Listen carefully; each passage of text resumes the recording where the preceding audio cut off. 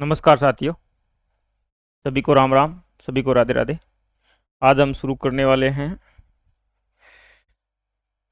Model test paper 3।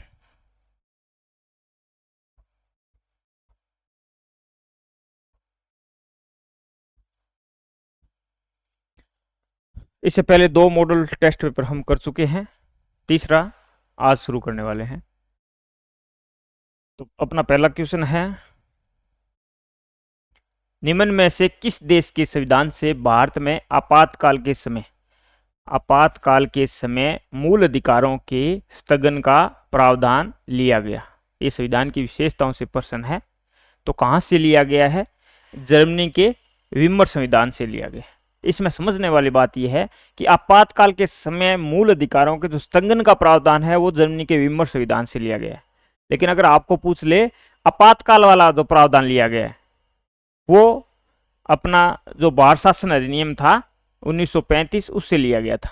ठीक है ना, आपातकाल के प्रावधान है वो अधिनियम 1935, भारत शासन अधिनियम 1935।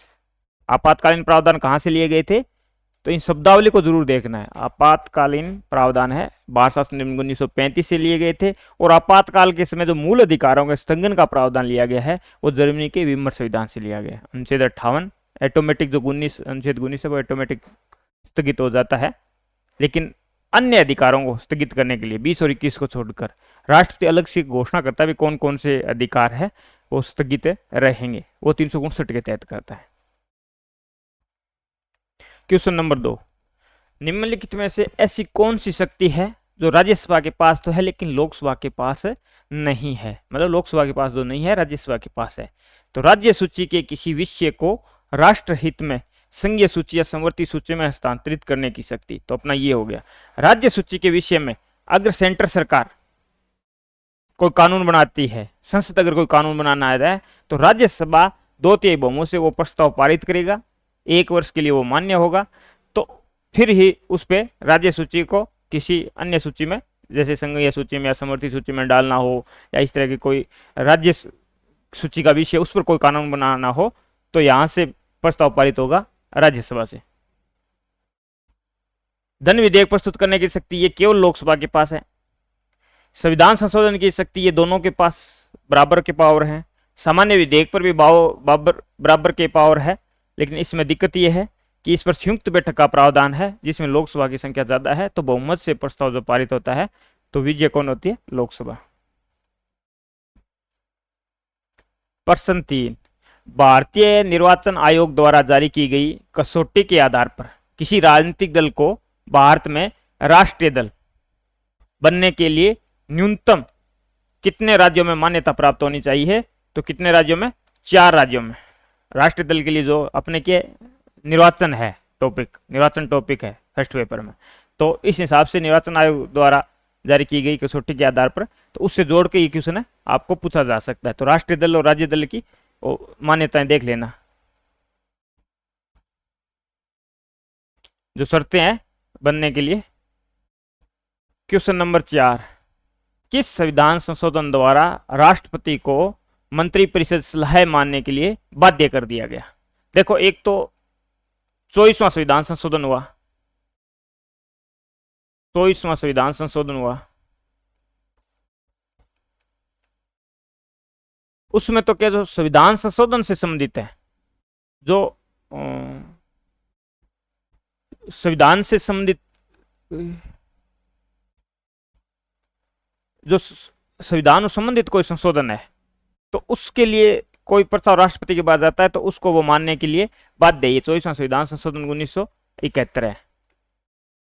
ठीक है, लेकिन इसमें किस संविधान संशोधन द्वारा राष्ट्रपति को मंत्रिपरिषद की सलाह मानने के लिए बाध्य कर दिया गया? तो 42वां संविधान संशोधन 1976 द्वारा, जब इंदिरा गांधी प्रधानमंत्री थी, तब यह कह दिया कि मंत्रिपरिषद जो भी सलाह देता है राष्ट्रपति को तो उसको मानने के लिए वो बाध्य है। मतलब कोई भी विधेयक जाता है, ठीक है, तो उस पर हस्ताक्षर करने के लिए बाध्य है।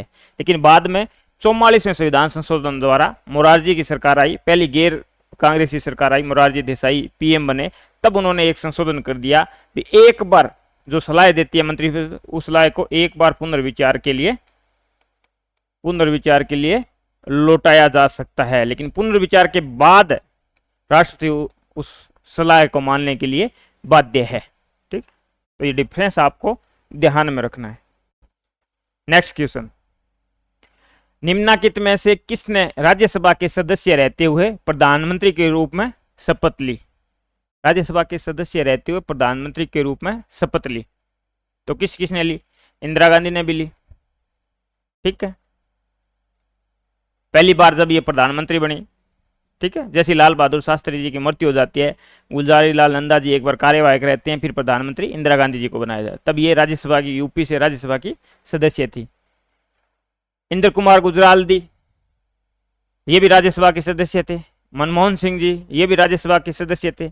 लेकिन एच.डी. देवगौड़ा जी ये नहीं थे।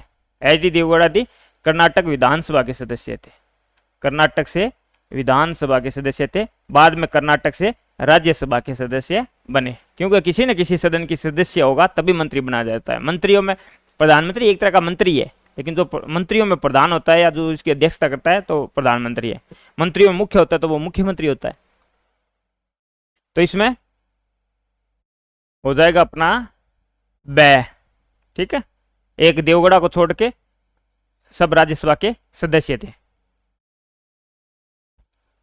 नेक्स्ट क्वेश्चन, प्रदेश के किस राजनेता को पटवा जर्मनी द्वारा best minister of the year पुरस्कार 6 मार्च 2025 को प्रदान किया गया? ये तारीख तो वैसे ही आपको ध्यान में रखने के लिए भी, ये अपने करंट का मुद्दा है या नहीं है, कोई ज़्यादा पुराना नहीं है, उस हिसाब से दिया गया है। ज़्यादा आपको ये तारीख वगैरह नहीं पूछी जाएगी। ठीक है, ये तारीख वगैरह एक थोड़ा हिंट देने के लिए भी कब से।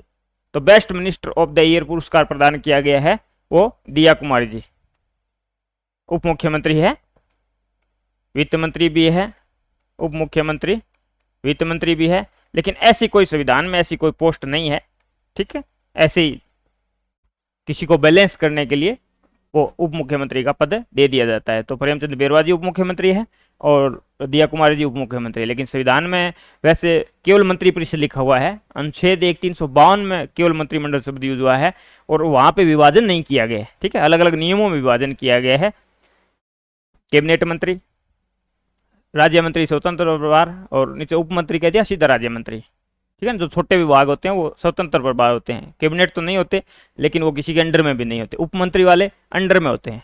ठीक है, जैसे कैबिनेट मंत्री वित्त मंत्री है, कैबिनेट मंत्री, उसके नीचे एक राज्य मंत्री या उप मंत्री भी बना दिया जाता है, तो उसके पास भी वो वित्त विभाग रहता है। तो ये ध्यान रखना है।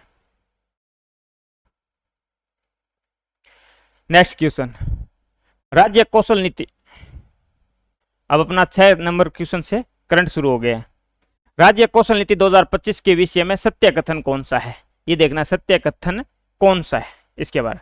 यह नीति राज्य कौशल नीति, कौशल से पता लगता है उद्योगों से संबंधित है। ठीक है, यह नीति औद्योगिक क्षेत्रों की मांग के अनुरूप युवाओं को प्रशिक्षित करने पर जोर देती है। कौशल मतलब उनका निखार, कौशल में निखार लाने के लिए, मतलब उसको इस तरह से प्रशिक्षित करती है जिससे ज़्यादा से ज़्यादा रोजगार दिया जाए और अपने औद्योगिक क्षेत्र को भी आगे बढ़ाया जा सके।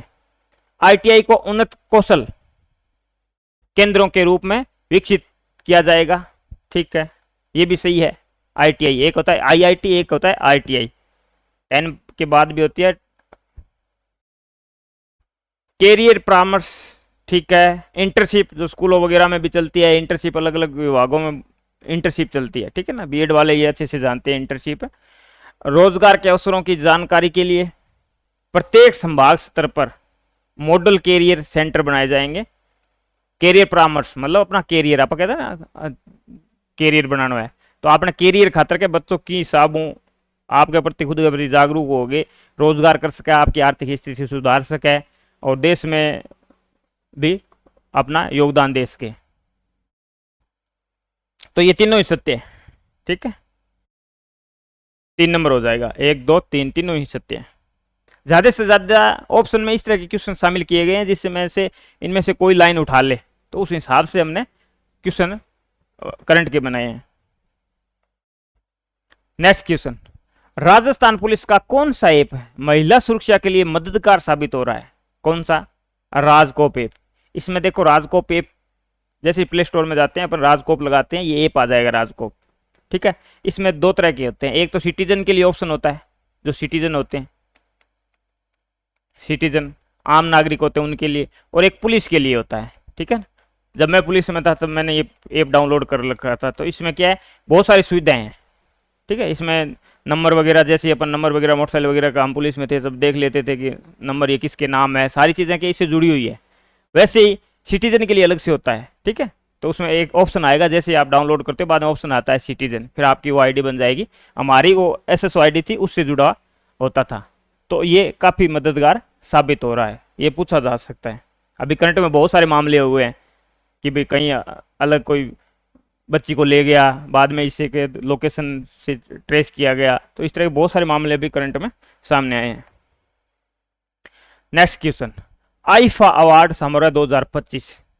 आईफा अवार्ड समारोह 2025 जयपुर में किस थीम पर, ये कहाँ आयोजित किया गया, ये भी पूछा जा सकता है। 2025 कहाँ है, आईफा अवार्ड समारोह 2025 कहाँ पे आयोजित किया गया, जयपुर में, किस थीम पर आयोजित किया गया, तो ये थीम भी पूछी जा सकती है। Silver is the new gold, silver is the new gold, प्रश्न का उत्तर, उत्तर का प्रश्न बनाया जा सकता है, ये भी ध्यान रखना है। पढ़ने का मतलब ये होता है कि इतने आंकड़े, इतने जो पॉइंट है वो अपने नजरों से गुजरेंगे, तो दूसरा क्वेश्चन इस तरह का कोई बना के दे दे तो इसके आधार पर भी हम क्वेश्चन निकालने में सक्षम हो जाए। अब एक बच्चे का आज कमेंट आ रहा था, सर बहुत ईजी था, तो मैंने ये भी कहा कि हो सकता है फिर आपने 75 कर दियो, तो ऐसा नहीं है। ठीक है ना, ज़्यादा हाई इसलिए नहीं रखा गया है कि बच्चे ज़्यादा डिमोटिवेट होंगे, फिर एक बैलेंस में लेवल रखा गया है। नेक्स्ट क्वेश्चन, राजस्थान और मध्य प्रदेश के बीच बन रहे टाइगर कॉरिडोर, बाघ कॉरिडोर, टाइगर कॉरिडोर में राजस्थान के कितने जिले शामिल होंगे, किसके मध्य बन रहा है ये, राजस्थान और मध्य प्रदेश के बीच, ये भी पूछा जा सकता है टाइगर कॉरिडोर। तो राजस्थान किसके साथ बना रहा है, मध्य प्रदेश के साथ बना रहा है। इसमें राजस्थान के कितने जिले शामिल होंगे, तो इसमें राजस्थान के 7 जिले शामिल होंगे। राजस्थान के कितने जिले शामिल होंगे, 7। राजस्थान की पहली फिल्म सिटी, राजस्थान की पहली फिल्म सिटी कहां बनाई जा रही है, ये सुमेरपुर पाली में बनाई जा रही है। कहां पे बनाई जा रही है, सुमेरपुर पाली में। नेक्स्ट क्वेश्चन, 28 फरवरी 2025 को किस पशु प्रेमी को राष्ट्रीय जीव दया पुरस्कार से सम्मानित किया गया है, तो किसको किया गया है, चैतन्य एम सक्सेना को। ठीक है, हाल ही में जो 28 फरवरी 2025 को राष्ट्रीय जीव दया पुरस्कार दिया गया है वो चैतन्य एम सक्सेना को दिया गया है। नेक्स्ट क्वेश्चन, 17 फरवरी 2025 को मध्य, पश्चिम और उत्तर क्षेत्रों के संयुक्त क्षेत्रीय राजभाषा सम्मेलन का आयोजन कहाँ किया गया है, तो ये कहाँ किया गया है, जयपुर। साथियों, इस तरह के क्वेश्चन आए ना तो लगभग अपने जो सम्मेलन वगैरह आयोजित होते हैं ना तो जयपुर में होते हैं। अब आपको याद करने की टेक्निक इस तरह से रखनी है कि जो जयपुर है उसको छोड़ दो कि भी जयपुर है, जयपुर से अलग कोई हटके चीज है। जैसे अकादमी कई बार पूछ लेता है, इंडिया अकादमी कहाँ है, वो अकादमी, आधे से ज्यादा अकादमी है, वो 90% अकादमी जो भी है भाषा की और की जो भी है वो वहाँ पे है। साहित्य संस्कृत जैसे एक अलग अकादमी अपने बीकानेर में है, एक सीधी साहित्य अकादमी उदयपुर में है, तो इस तरह के अलग है ना, वो निकाल लो तो ऑटोमेटिक जयपुर वाले पीछे बच जाएंगे, तो उनको बार बार याद करने की जरूरत ही नहीं होगी। एक जैसे पंजाबी अकादमी वो गंगानगर है, तो इस तरह से जो अलग है जयपुर से वो निकाल लो, जयपुर वाले छोड़ लो, क्योंकि सबसे ज्यादा सम्मेलन है वो जयपुर में ही होंगे। नेक्स्ट क्वेश्चन, कोमल पश्चिमी क्षेत्र सांस्कृतिक कार्यक्रम उदयपुर वर्ष 2024 का कोमल कोठारी लाइफ टाइम अचीवमेंट पुरस्कार, कोमल कोठारी लाइफ टाइम अचीवमेंट पुरस्कार किन्हें प्रदान किया गया है, तो इसे किसे प्रदान किया गया था, गणपत सिंह सखाराम मगसे, ये महाराष्ट्र के थे, और डॉक्टर रूप सिंह शेखावत ये जयपुर के थे, तो इसलिए ये इंपॉर्टेंट है आपके लिए हो जाता है। ठीक है ना, रूप सिंह शेखावत जी ये जयपुर से है। नेक्स्ट क्वेश्चन, मुख्यमंत्री कृषक साथी सहायता योजना के अंतर्गत सहायता राशि को पहले 50,000 रुपये थी, उसको बढ़ाकर वर्तमान में जो मुख्यमंत्री कृषक साथी सहायता योजना है उसमें अब वर्तमान में राशि कितनी कर दी गई है, तो 2 लाख रुपए कर दी गई है। पहले जो 50,000 थे उसको बढ़ाकर 2 लाख कर दिया गया है। तो अब आपको इतिहास के क्वेश्चन कराएंगे रोहित सर।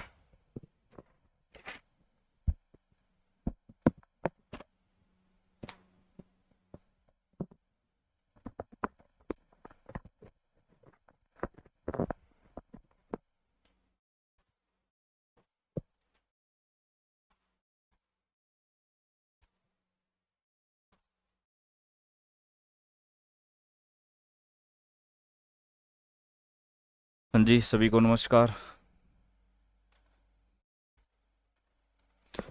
चलिए शुरू करते हैं अपने। सबसे पहले राजस्थान हिस्ट्री के प्रश्न है।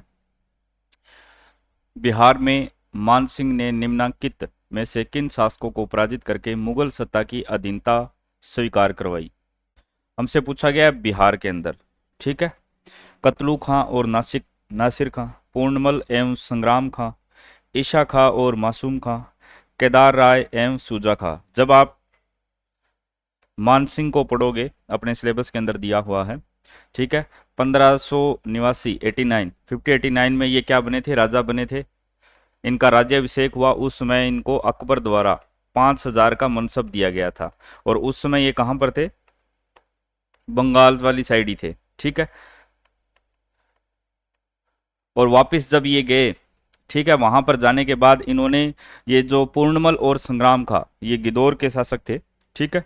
तो पूर्णमल एवं संग्राम खा को हराया। हमसे पूछा गया है बिहार के अंदर। ठीक है। जो ये कतलू खा और नासिर खा है, इनको भी पराजित किया था, लेकिन इनका संबंध बिहार से नहीं है। इनका संबंध कहां से है? उड़ीसा से है। आप जानते हो, मान सिंह ने अकबर के लिए बिहार, बंगाल, ठीक है, इस तरफ अभियान किया था। ईसा खां, मासूम खां, ये तो फिर होंगे नहीं। केदार राय एवं सूजा खां, इनका संबंध किससे है? बंगाल से है।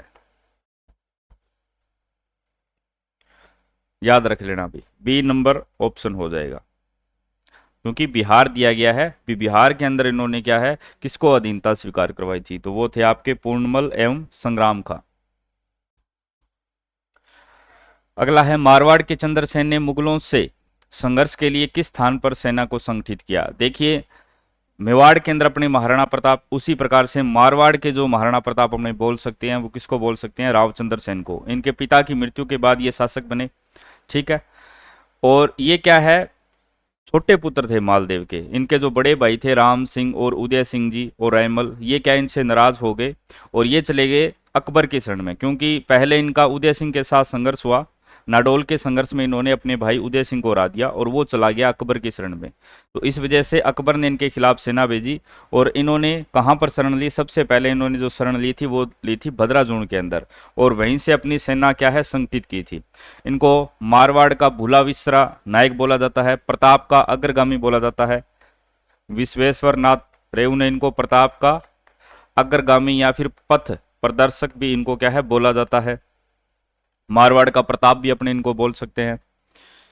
तो बी नंबर ऑप्शन होगा, क्योंकि जानते हो 1570 के अंदर ये जो अकबर ने नागौर दरबार लगाया था, अकाल रहत कार्य के तहत, वो एक बहाना था जिसके अंदर उन्होंने शुक्र तालाब का निर्माण करवाया था। वहां पर भी ये गए थे, लेकिन जब इन्होंने देखा भी अकबर का पक्ष इनके भाइयों की तरफ है, तो ये वहां से वापस लौट आए।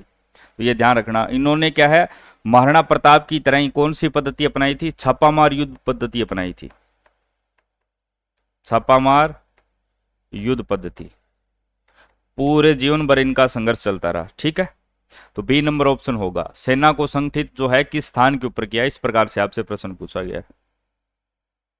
अगला है, भंडारकों का पूर्णतया दमन निम्नांकित में से किसने किया था?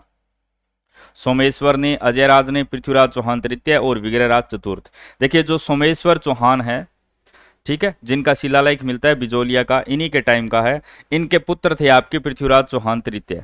ठीक है। माता कर्पूरी देवी, मात्र 11 वर्ष की आयु में ये राजा बन गए। और अजय राज जी, जहां से अजमेर के चौहान राजवंश क्या है, प्रारंभ होता है। अजमेर के चौहान वंश की जो नींव है, किसने डाली है? अजय राज जी ने डाली है। अजमेर वाला जो दुर्ग है गढ़बिटली, इन्होंने बनवाया है। हमसे पूछा गया भंडारकों का धर्म। पृथ्वीराज चौहान आपके 1177 से लेकर 1192 ईस्वी तक शासक रहे, और तराइन द्वितीय के अंदर ये हार जाते हैं, आप सभी जानते हो। तो बंडानकों का जो पूर्णतया दमन है, वो किसने किया था? जब ये शासक बने, बंडानक की एक जाति हुआ करती थी जो लूटपाट किया करती थी। इन पर प्रतिबंध लगाने का काम विग्रहराज चतुर्थ ने भी किया था, लेकिन पूर्णतया दमन जो है वो किसने किया था? वो किया था पृथ्वीराज चौहान तृतीय ने। इनको अपने राय पिथौरा दल पुंगव यानी कि विश्व विजेता के नाम से जानते हैं। घोड़े का नाम नाट्यरंबा। सबसे पहले इन्होंने 1182 के अंदर महोबा के परमवर्दी चंदेल को हराया था। उनके सेनापति का भी नाम पूछ लिया जाता है, आला व उद्दल। ठीक है। इसके बाद 1191 के अंदर मोहम्मद गोरी के खिलाफ लड़ाई लड़ी, जिसके अंदर ये जीत जाते हैं। फिर 1192 के अंदर इनकी हार होती है, तो सी नंबर ऑप्शन हो जाएगा। याद रख लेना भी। फिर है निम्नलिखित में से असंगत युग्म की पहचान कीजिए। एक तरफ देसी रियासत, फिर अपने को पॉलिटिकल एजेंट दिए गए हैं, यानी ये अपने जो राजस्थान के अंदर 1857 की क्रांति है उसमें से पूछा गया है। अभी क्रांति के समय पर कहाँ कहाँ पर ये पॉलिटिकल एजेंट कौन कौन थे। भरतपुर के अंदर दे रखा है कैप्टन जेडी हॉल, यही गलत है अभी। जयपुर के अंदर कर्नल ईडन, ये ठीक है। मेवाड़ के अंदर सावर्स थे। मारवाड़ के अंदर मैकमोसन थे। ये जो जेडी हॉल थे ये कहां पर थे, ये थे सिरोही के अंदर। और भरतपुर के अंदर कौन थे आपके, मॉरिसन, याद रखना, भरतपुर के अंदर थे मॉरिसन, तो ये गलत दिया गया है, ये सही होगा। और जेडी हॉल थे आपके सिरोही के अंदर, तो ए नंबर उत्तर हो जाएगा हमारा, बाकी सही है। और कोटा भी याद रखना, कोटा के अंदर कौन थे आपके, मेजर बर्टन, ठीक है। अगला है निम्नलिखित में से किसे 1916 ईस्वी में बिजोलिया किसान पंचायत का सरपंच नियुक्त किया गया। ठाकरी पटेल, साधु सीताराम दास, मन्ना पटेल या फिर नानजी पटेल। मन्ना पटेल को सी नंबर ऑप्शन होगा। 2-3 बार पूछा जा चुका है किसान पंचायत का सरपंच जो है वो किसे नियुक्त किया गया था 1916 के अंदर, तो याद रखना किसको नियुक्त किया गया था, मन्ना पटेल को, ठीक है। अगला प्रश्न है निम्नलिखित को सुमेलित कीजिए और नीचे दिए गए कूट में सही उत्तर का चयन कीजिए। एक तरफ हमें लेखक के नाम दिए गए हैं, दूसरी तरफ हमें उनके द्वारा जो पुस्तकें लिखी गई हैं उनसे मिलान करना है। कहना, व्यास, नाथा, गोविंद और अत्रि एवं महेश। ये जो कवि अत्रि और महेश है इन्होंने कीर्ति स्तंभ प्रशस्ति की रचना की है, तो डी के अंदर आएगा 3 नंबर। आपके जो कहना व्यास है इन्होंने एकलिंग महात्म्य लिखा है, एकलिंग महात्म्य, ए के अंदर आएगा 2nd नंबर, देख लीजिए ए के अंदर 2nd, एक ही ऑप्शन है अभी, ये रहा। बी के अंदर 4 नंबर, सी के अंदर 1, गोविंद ने द्वार दीपिका और नाथा ने वास्तु मंजरी, ये लीजिए। अगर एक का ही पता होता आपको तो भी काम चल सकता था। तो कान्हा व्यास का एकलिंग महात्म्य, नाथा की वास्तु मंजरी, गोविंद की द्वार दीपिका और द्वार धोरणी भी है, याद रखना। अत्रि एवं महेश ने कीर्ति स्तंभ प्रशस्ति की रचना की है, तो हमारा उत्तर हो गया ए नंबर। अगला है गोपाल सैनी का संबंध राजस्थान की किस हस्तकला से है। गोपाल सैनी का जो संबंध है वो कौन सी हस्तकला से है, तो याद रखना है आपको ब्लू पोट्री। और ब्लू पोट्री कहाँ की प्रसिद्ध है, जयपुर की प्रसिद्ध है। ब्लू पोट्री के और प्रसिद्ध कलाकार कौन माने जाते हैं, कृपाल सिंह शेखावत, कृपाल सिंह शेखावत, जिनको इसके लिए 1974 में क्या मिल चुका है, भारत सरकार की तरफ से पद्मश्री भी मिल चुका है, ठीक है। टेराकोटा मोलेला राजसमंद, मोलेला जो कि राजसमंद में पड़ता है। इसी प्रकार से काष्ठ कला, ये बस्सी की है, बस्सी कौन सा, चित्तौड़ वाला। और ये थेवा कला है भी, थेवा कला प्रतापगढ़ की है। और ब्लू पोट्री कहाँ की प्रसिद्ध है, दोनों याद रखने हैं, ब्लू पोट्री और ब्लू पोट्री के बारे में आपको याद रखना है, इसकी शुरुआत हुई थी अकबर के टाइम से। अकबर के द्वारा इसको ईरान से लाहौर लाया गया, फिर राम सिंह के द्वारा इसको लाहौर से जयपुर लाया गया था, याद रखना है अपने को, ठीक है। और ब्लैक पोट्री पूछे, ये भी काफी बार पूछा जाता है, ब्लैक पोट्री किसकी प्रसिद्ध है, कोटा। बी नंबर ये लीजिए।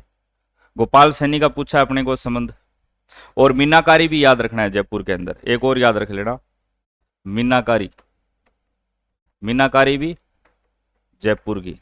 मीनाकारी को कौन लाए थे, मान सिंह जी, कहां से, लाहौर से ही लाए थे, ठीक है। और इसके प्रमुख कलाकार है आपके कुदरत सिंह।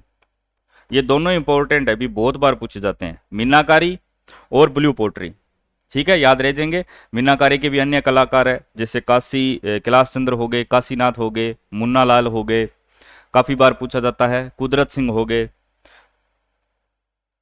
अगला है महिलाओं के गहनों का, अच्छा आभूषण में से पूछा गया गहनों का सिर से पैर तक सही क्रम पूछा गया है, सिर से पैर तक। अब देखिए पैर बिल्कुल आराम से अपने इसको कर सकते हैं, यहां पर नथ दिया गया है, ये नथ कहां पर पहनी जाएगी, नाक के अंदर, तो ये काट दो, इसको पहले ही काट दो, कडला पैरों के अंदर आएगा, ये बात ठीक है। अब यहां पर देखिए चूंप, चूंप दांतों का आभूषण है, चूंप दांत का आभूषण है। पहले इस तरफ से छांटते हैं।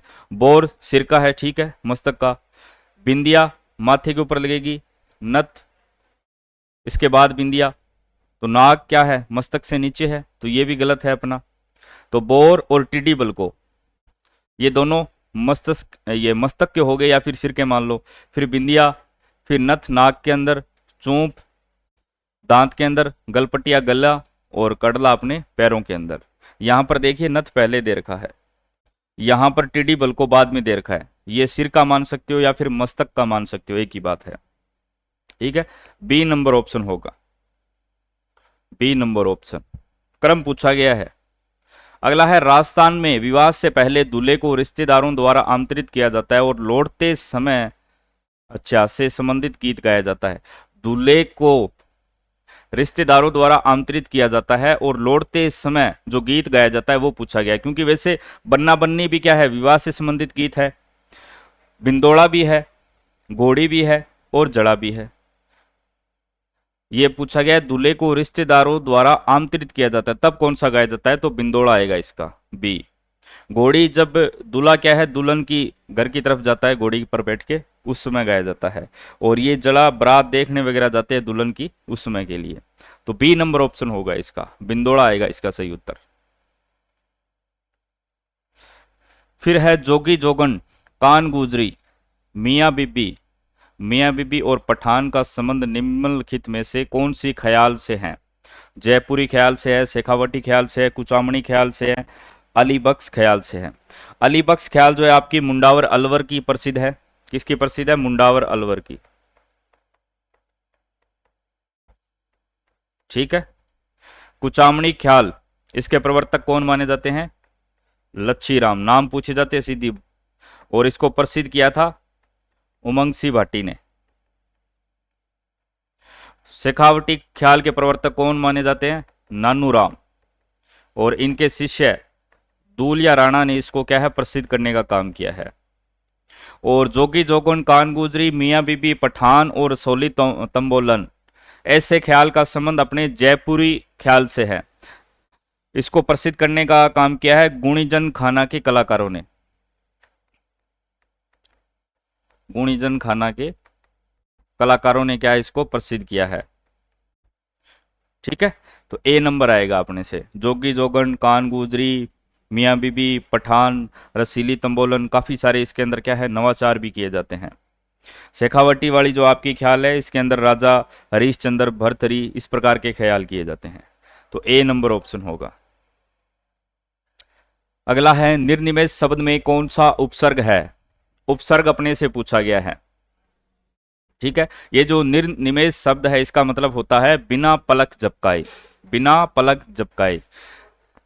इसके अंदर दोनों याद रखना, निह प्लस निमेष। संधि पूछे तो विसर्ग संधि है, ठीक है। और विसर्ग पूछे रै का आगमन होगा, निरुपसर्ग होगा। कौन सा? निरुपसर्ग होगा, क्योंकि अपने विसर्ग को शामिल नहीं करते हैं। लेकिन एक बात यह भी ध्यान में रखनी है, यदि आपको एग्जाम के अंदर यहां से निर्णय दिया गया हो तब आप विसर्ग वाला कर सकते हो, ठीक है। बाकी अपने हिंदी के अंदर जो उपसर्ग है उसमें विसर्ग को नहीं मानते हैं, जैसे निस हो गया, दुस हो गया, इस प्रकार से। तो यहां पर रै का आगमन होता है, निर्निमेष। संधि पूछे तो विसर्ग संधि, उपसर्ग पूछे तो निरुपसर्ग, जिसका मतलब होता है बिना, यानी बिना पलक झपकाए हुए। ए नंबर ऑप्शन। अगला है कौन सा शब्द आलोक का विलोम शब्द है? बिल्कुल आसान है भी। आलोक, अम्मा, श्रेप्ती, ज्योत्सना, तम, अंधेरे का पर्यायवाची होता है। डी नंबर आ जाएगा, तम, तमस, अंधेरा, ठीक है। आलोक दिया गया है, विलोम शब्द पूछा है, बिल्कुल आसान है। अगला है द्रौपदी का चीर, मुहावरे का सही अर्थ है असीमित होना, सब तरह से बुरा होना, अपमान होना या युद्ध की तैयारी। द्रौपदी का चीर यानी असीम, कभी समाप्त न होना। ए नंबर ऑप्शन। महाभारत आपने देखी होगी, चीर माने वस्त्र होता है। जब द्रौपदी का चीर हरण किया गया उस समय क्या है, वो वस्त्र कभी खत्म ही नहीं हुआ, उसी से बनाइए। असीमित होना या असीम होना, कभी समाप्त न होना, मुहावरा है। ए नंबर ऑप्शन होगा, असीमित होना। अगला है निम्नलिखित में से शुद्ध वाक्य कौन सा है? शुद्ध वाक्य अपने को बताना है। कृपया आज का अवकाश देने की कृपा करें। देखिए जो अशुद्ध शुद्ध वाक्य है इनके अंदर क्या है, पदक्रम की भी शुद्धि हो सकती है, सर्वनाम संबंधी अशुद्धि हो सकती है, कारक संबंधी अशुद्धि हो सकती है। ठीक है, अब देखिए कृपया और कृपा दोनों एक साथ दे रखे हैं, दोनों का एक साथ एक ही मतलब है, गलत है, एक साथ प्रयोग नहीं होगा।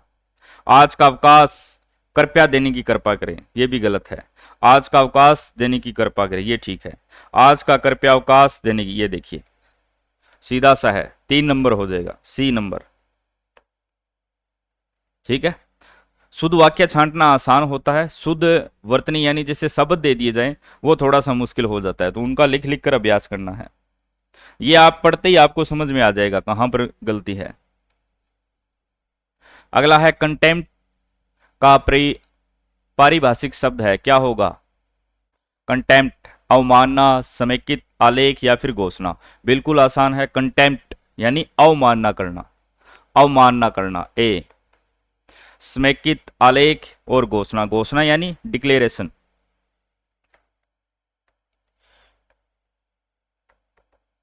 आलेख को अपने बोल सकते हैं आर्टिकल, ये याद रख लेना, कंसोलिडेटेड। ठीक है, समेकित करना, और कंटेम्प्ट माने अवमानना, इंपॉर्टेंट है, याद रखना है इसको। अगला है इन डायरेक्ट स्पीच। ये देखिए इनडायरेक्ट नहीं है, ये पूछ रहा है इन डायरेक्ट स्पीच। ये इन अलग है, साथ में नहीं है, अलग अलग लिखा गया है। ये इन जो है ये अलग है। इनडायरेक्ट स्पीच यानी डायरेक्ट स्पीच के अंदर पढ़ के देखो, question mark are placed at the end of the sentence after the full stop, comma, question mark और मार्क ऑफ एक्सक्लेमेशन। ठीक है, एक्सक्लेमेशन इसको हिंदी के अंदर अपने बोलते हैं ना विस्मयादि बोधक चिन्ह। ठीक है, फुल स्टॉप, कोमा और इसका मतलब है उद्धरण चिन्ह, ये जो अपने लगाते हैं ना इन्वर्टेड कोमा।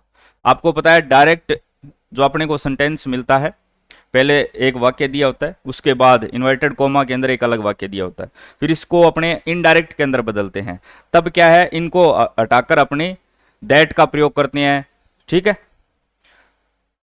तो अपने को ऐसे पूछा गया है, दोबारा अगला ऑप्शन देख लो, question mark are placed at the end of the sentence only after the full stop. अच्छा, इसका कहने का मतलब है ये जो कोई भी अपने वाक्य लिखते हैं, ये जो इन्वर्टेड कोमा है ये कहां पर लगेगा। ठीक है, तो जैसे कोई भी अपने वाक्य लिख लेंगे यहां पर, जैसे राम पले। ठीक है, अब इसके बाद अपने को चाहे फुल स्टॉप लगाना है या फिर इससे पहले कुछ विस्मयादि बोधक चिन्ह लगाना है, क्वेश्चन मार्क लगाना है, तो ये इसको इसके अंदर लगेगा। ठीक है, और पहला दे रखा है इसने, question mark are placed at the end of the sentence after the full stop, comma, question mark और मार्क ऑफ एक्सक्लेमेशन। ये सही है भी एकदम, यानी उसने एक प्रकार से डायरेक्ट इनडायरेक्ट नहीं पूछा है, तरीका पूछा है उसने आपसे भी कौन सा है जो वो सही रहेगा। तो डायरेक्ट जो स्पीच होता है वो इनके अंदर आएगा, जो भी चिन्ह वगैरह लगेंगे, कोमा, फुल स्टॉप, वो इन इन्वर्टेड कोमा के अंदर लगेंगे। अगला है if dash dash you I do think twice about that. देखिए हमेशा ध्यान में रखें, इफ के बाद क्या आएगा, एम आएगा, वाज आएगा, विल भी आएगा या वर आएगा। ये एक प्रकार से कल्पना की बात कर रहा है भी, यदि मैं होता तो ऐसा करता। ठीक है, यदि तुम्हारी जगह मैं होता तो ऐसा करता। जब भी कल्पना की बात आएगी ना, वहां पर वर का ही प्रयोग होगा। ये एक हिंट है आपके लिए, याद रखना। ठीक है, मतलब होना पॉसिबल नहीं है, वो सिर्फ कल्पना कर रहा है भी अगर मैं तुम्हारी जगह होता तो ऐसा कर देता। ठीक है, अगर मैं उस जगह होता तो ऐसा कर देता, यानी काल्पनिक बातें करेगा, वहां पर वर का ही प्रयोग होगा, याद रख लेना भी। D number option, if were you I D think twice about that, 2 बार मैं सोचता। ठीक है, डी नंबर ऑप्शन होगा। याद रख लेना जब भी काल्पनिक बात हो। नोबल, नोबल का मतलब होता है महान। ये सफिक्स और प्रीफिक्स जो हिंदी के अंदर अपने उपसर्ग प्रत्यय है उसी प्रकार से पूछा गया है। नोबल का मतलब होता है महान, तो अब इसके अंदर क्या जोड़े, इसका उल्टा बन जाए भी, इग्नोबल। इग्नोबल इसका मतलब होता है नीच या फिर तुच्छ। महान व्यक्ति, नीच व्यक्ति या फिर तुच्छ व्यक्ति। D number option. एन नहीं जुड़ेगा, इन नहीं जुड़ेगा, ना ही नॉन जुड़ेगा, ठीक है, डी नंबर आएगा। असेट्स यानी प्री संपत्ति, सिनोनियम पूछा गया है, क्या होगा इसका? इनहेरिटेंस होगा, इनकम होगा, लेगेसी होगा या फिर प्रॉपर्टी होगा। ये तो बिल्कुल आसान, अभी संपत्ति देख रखा है। प्रॉपर्टी माने क्या होता है? संपत्ति होता है। क्या दिक्कत है? संपत्ति,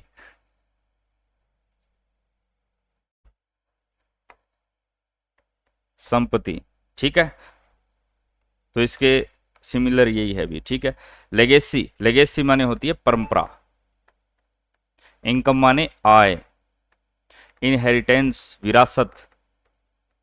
थोड़ा थोड़ा इनके अंदर फर्क है। आय, आय का मतलब होता है किसी अवधि विशेष के अंदर कमाया गया धन। संपत्ति का मतलब होता है कुल संपत्ति, उसके पास कितनी संपत्ति है। लेगेसी या फिर परंपरा या विरासत, विरासत के अंदर आपको कितना मिला हुआ है उस प्रकार से, ठीक है, तो इनके अंदर फर्क है। इसका सिनोनियम क्या होगा? डी नंबर ही होगा। अगला है निम्नलिखित ऐतिहासिक स्थलों पर विचार कीजिए। अजंता की गुफाएं, लेपाक्षी मंदिर, सांची का स्तूप। उपर्युक्त स्थलों में से कौन सा या कौन से भित्ति चित्रकला के लिए भी जाना जाता है? केवल एक और दो, केवल एक, दो और तीन। आप सभी जानते हो अजंता की गुफाएं, ठीक है, अजंता एलोरा महाराष्ट्र वाली गुफाएं, सांची स्तूप, लेपाक्षी, ये सभी प्रसिद्ध है भी।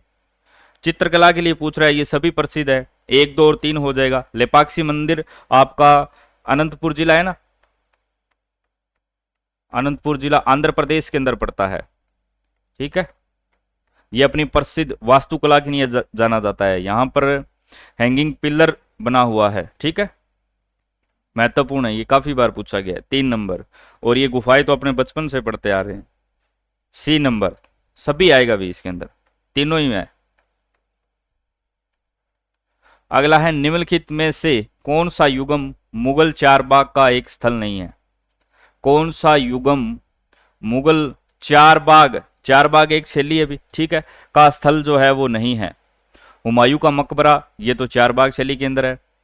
कुवत उल इस्लाम मस्जिद, जो कि कुतुबुद्दीन ऐबक ने बनवाई थी, आपके दिल्ली के अंदर है ना, ठीक है, कुतुब परिसर के अंदर, ये नहीं है भी शायद।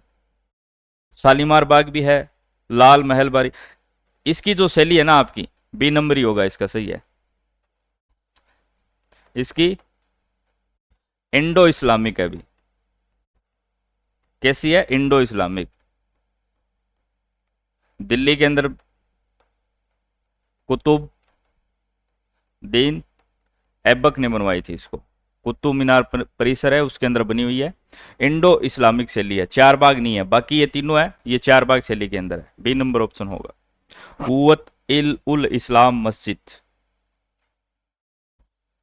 चलिए अगला है, भारत के प्रथम स्वतंत्रता संग्राम का मुख्य तात्कालिक कारण था। ये क्रांति की बात हो रही है, अपने राजस्थान के अंदर टॉपिक लगता है 1857 की क्रांति, और भारत के परिदृश्य में अपने इसको पढ़ते हैं, भारत का प्रथम स्वतंत्रता संग्राम, ठीक है। तात्कालिक कारण पूछा है, मुख्य तात्कालिक कारण, वैसे तो ये सभी हो जाएंगे। लॉर्ड डलहौजी की हड़प नीति भी थी, अंग्रेजों का धर्म में हस्तक्षेप का संदेह भी था, सैनिकों का असंतोष, भारत का आर्थिक शोषण, वैसे तो सारे ही है। मुख्य तात्कालिक कारण आप सभी जानते हो क्या था? जो एनफील्ड राइफलों के अंदर कारतूस प्रयोग में लिए जा रहे थे, उनके अंदर गाय व सूरों की चर्बी थी, इसलिए जो यहाँ के जो सैनिक थे हिंदू और मुसलमान, इन्होंने क्या है, विद्रोह कर दिया कि आप हमारा क्या है, धर्म भ्रष्ट कर रहे हो, इन कारतूसों का प्रयोग हम नहीं करेंगे। तो धर्म में हस्तक्षेप का संदेह है। बी नंबर, मुख्य तात्कालिक कारण हमेशा यही माना जाएगा, ठीक है, याद रखना भी, बी नंबर ऑप्शन। कारण वैसे सारी हैं लेकिन मुख्य तात्कालिक वही रहेगा। निम्नलिखित में से कौन सा वर्ष 1828 में ब्रह्म सभा में विकसित हुआ? ब्रह्म सभा, राजा राम मोहन राय, ठीक है। स्थापना कहां पर की? सामाजिक धार्मिक सुधार, कलकत्ता के अंदर इसकी स्थापना हुई है। यह पूछा गया किससे विकसित हुई है? आत्मीय सभा से, देश सभा से, प्रार्थना सभा से, हृदय सभा से। देखिए आत्मीय सभा भी पढ़ते हैं अपने, प्रार्थना सभा भी पढ़ते हैं, ये देश सभा, हृदय सभा ये तो वैसे बनाकर दिए, गलत है ये। प्रार्थना सभा 1867 आत्माराम पांडुरंग की है। आत्मीय सभा राजा राम मोहन राय 1814 और 15 भी आता है कई बार लिखा हुआ, तो दोनों याद रख लेना। 1814-15 राजा राम मोहन राय। यही आगे चलकर किस में विकसित हो गई? आपकी ब्रह्म सभा में, ठीक है। ए नंबर ऑप्शन हो जाएगा, ए नंबर। और आपकी जो प्रार्थना सभा है 1867 आत्माराम पांडुरंग, ए नंबर ऑप्शन। अगला है बाल गंगाधर तिलक द्वारा कौन सा दैनिक समाचार पत्र मराठी में शुरू किया गया था? बाल गंगाधर तिलक द्वारा कौन सा दैनिक समाचार पत्र मराठी भाषा में शुरू किया गया था? मराठा, केसरी, बंगाल गजट, हरिजन। अब अपने जानते हैं हरिजन किसका है? महात्मा गांधी का है, महात्मा गांधी का है भी, ठीक है। बंगाल गजट किसका है? जेम्स ऑगस्ट हिक्की, अंग्रेजी भाषा का है, 1780, ये 1933 के आसपास का है। केसरी और मराठा दोनों बाल गंगाधर तिलक के हैं, लेकिन जो केसरी है वो कौन सी भाषा में था? मराठी। और ये जो मराठा था ये अंग्रेजी भाषा का था। हमसे पूछा है मराठी भाषा का, तो बी नंबर ऑप्शन हो जाएगा, ठीक है। चारों याद रख लेना। Bengal Gazette James August Hicky का है, हरिजन आपके महात्मा गांधी का है, मराठा भी बाल गंगाधर तिलक का है लेकिन वो अंग्रेजी भाषा के अंदर है, और जो केसरी है आपका वो मराठी भाषा के अंदर शुरू किया था। और ये दोनों किसके हैं? बाल गंगाधर तिलक के। अगला है अच्छा ज्योग्राफी के आगे भी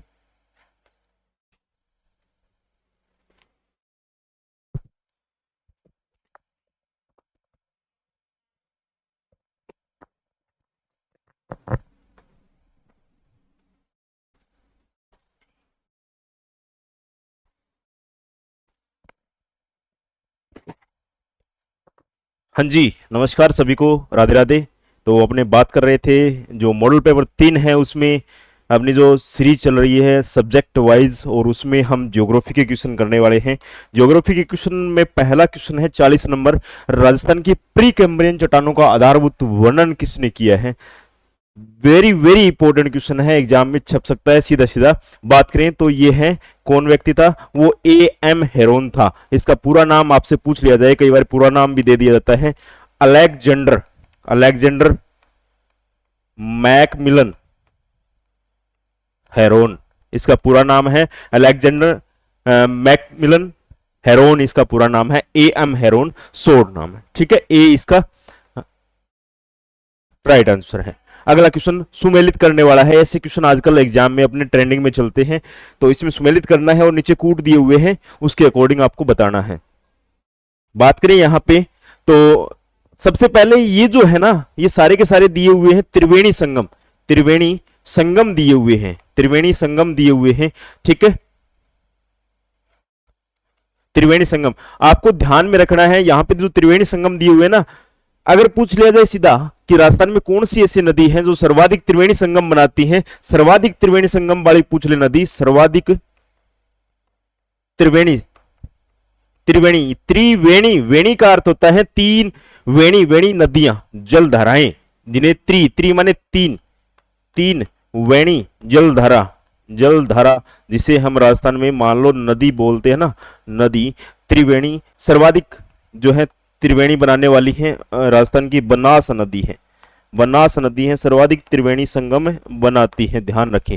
अब यहाँ पे मेल करवाना है बिगोद धाम। ये जो बिगोद धाम है ये है मांडलगढ़ के अंदर है, मांडलगढ़ जो कि कहां पर है? भीलवाड़ा के अंदर है, मांडलगढ़ भीलवाड़ा के अंदर है।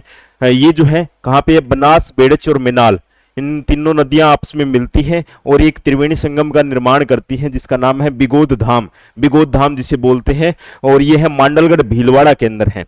दूसरा राजमहल दे रखा है, तो राजमहल है, राजमहल बनास डाई खारी राजमहल, राजमहल है, ये टोंक के अंदर है। कहां पर है? टोंक के अंदर है, ध्यान रखें, राजमहल टोंक के अंदर है, एकदम सही से सुमेलित है, बी में 2 नंबर है। तीसरा है रामेश्वर घाट, ये भी सही सुमेलित है, बनास चंबल सीप, रामेश्वर घाट जो है, रामेश्वर घाट की बात करें तो ये मीणाओं का प्रयागराज कहलाता है, मीणाओं का प्रयागराज इसे कहते हैं, प्रयागराज इसे कहते हैं। जैसे आदिवासियों का कुंभ है ना, बेणेश्वर धाम, जो सोम माही जाखम नदियां हैं, ये जो तीसरा है ना बेणेश्वर धाम, बेणेश्वर धाम देव जो अपना है नवाटापुरा डूंगरपुर के अंदर है, बेणेश्वर धाम डूंगरपुर के अंदर है, ये भी सही सुमेलित है, सोम माही जाखम है, इसे कहते हैं आदिवासियों का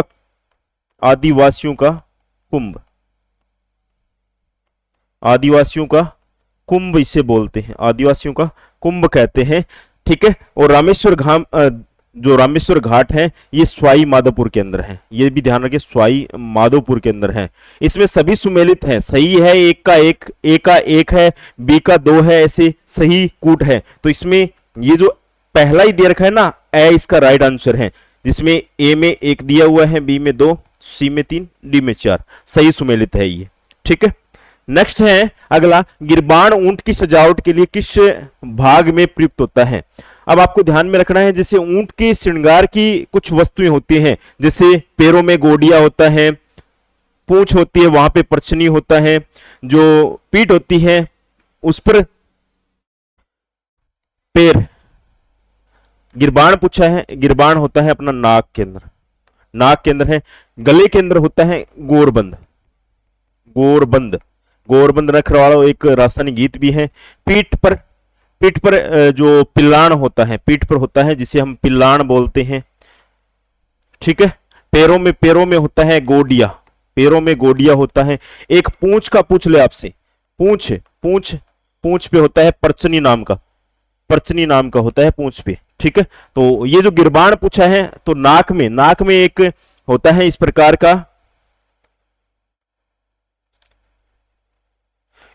का एक औजार होता है, जिसमें जो हम है रस्सियां बांधे रखते हैं, जिससे कंट्रोल करते हैं हम ऊंट को, वही होता है ये गिरबान, ठीक है। नेक्स्ट है 2011 की जनगणना के अनुसार राजस्थान के कौन से जिले में उसकी ग्रामीण जनसंख्या, ये शब्द आपको ध्यान में रखना है, ग्रामीण जनसंख्या का लिंगानुपात 1000 से अधिक है, ग्रामीण जनसंख्या का लिंगानुपात 1000 से अधिक है। तो एक ही जिला है अपना पाली है, तो कितना है इसका? 1003 है, 1000 से ज्यादा है 3 पॉइंट ज्यादा है, 1003 है इसका, ध्यान रखें। लास्ट क्वेश्चन है अपना, राष्ट्रीय राजमार्ग 44 राजस्थान के किस जिले से निकलता है? ध्यान रखें, ये पूर्वी राजस्थान में ये राष्ट्रीय राजमार्ग जो NH है, NH 44 है, वो पूर्वी राजस्थान से होकर गुजरता है, पूर्वी राजस्थान से होकर गुजरता है, पूर्वी राजस्थान। और पूर्वी राजस्थान में अपना पूर्वी जिला है जो है धौलपुर, जहां पे सबसे पहले सूर्योदय सूर्यास्त होता है, वहीं से होकर ये गुजरता है। तो NH 44 है, वो गुजरता है धौलपुर से, ठीक है। ये था अपना लास्ट क्वेश्चन आज की क्लास का। और नेक्स्ट है अपने रीजनिंग वाले सर आपको रीजनिंग, मैथ और स्टैटिक्स करवाएंगे, उसके बाद में आपके जो है साइकोलॉजी मैनेजमेंट, ठीक है।